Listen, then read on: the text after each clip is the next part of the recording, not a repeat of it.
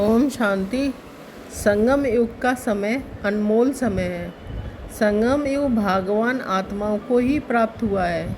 ये अनमोल समय सचमुच कल्प में केवल एक बार ही आता है, जब भगवान अपने बच्चों का श्रृंगार करते हैं, जब वो भाग्य बांटते हैं, वरदान देते हैं और जन्म जन्म के लिए भरपूर कर देते हैं। हम पूछें अपने से कि मेरा संगम युग कैसा बीता। क्या मैंने संगम युग के एक एक क्षण को उतना ही महत्व दिया जितना इसका महत्व है, जितना इसको बाबा वैल्यू देते हैं। हमारा एक एक सेकंड बहुत ही मूल्यवान है। बाबा कहते हैं एक वर्ष के बराबर है, और हमारा एक एक संकल्प बहुत महान है। हमारा एक एक कर्म भी, हमारा श्रेष्ठ पुरुषार्थ भी, हमारा अमृत वेले का योग, मुरली सुनना, सारा दिन सेवा करना या अपने कार्यों में अलौकिक रूप से निष्काम भाव से रहना, ये सब इस संगम युग की महानताएं हैं। तो सभी बहुत गंभीरता से विचार करेंगे कि मैंने अपना संगम युग कैसे बिताया है। एक व्यक्ति 16 साल से ज्ञान में थी। इनके जीवन में समस्याएं बहुत हैं।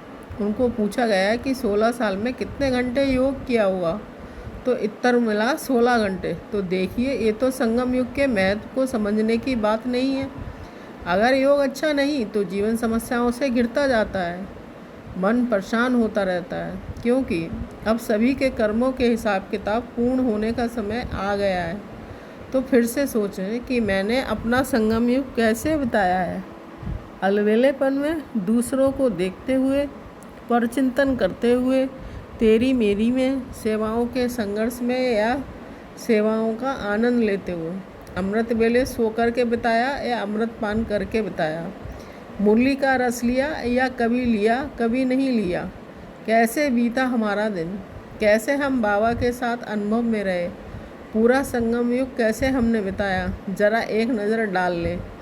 और जब पुनः ध्यान दें कि हमारा ये पुरुषोत्तम संगम युग कैसे बीत रहा है।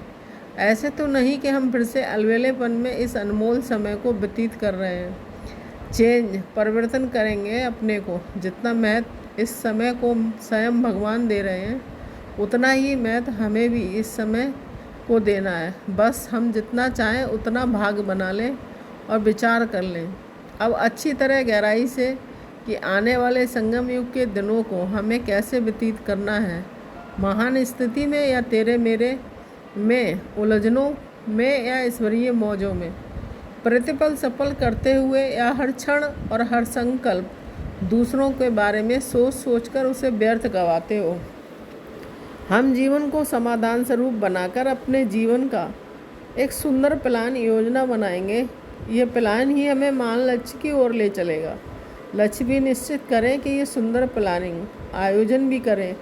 लक्ष्य अगर कोई महान बना भी ले, लेकिन उसे प्राप्त करने की प्लानिंग बहुत अच्छी ना हो, तो लक्ष्य का कोई महत्व नहीं रह जाता है। लक्ष्य मनुष्य को निराशा के गर्त में ही ले चलता है। तो सुंदर लक्ष्य भी और उसको प्राप्त करने की सुंदर प्लानिंग बनाएं। तो आइए आज हम सारा दिन इस सम्मान में रहें कि मुझ जैसी भागवान आत्माओं को ही ये पुरुषोत्तम संगम युग का सुंदर काल मिला है, सुंदर अवसर मिला है, जिसमें मैं अपनी स्थिति को महानतम बना सकता हूँ या सकती हूँ।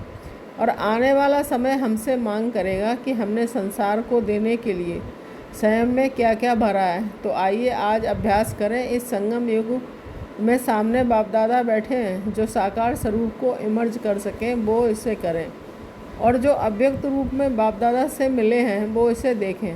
और बाबा ने अपना वरदानी हाथ मेरे सिर पर रख दिया।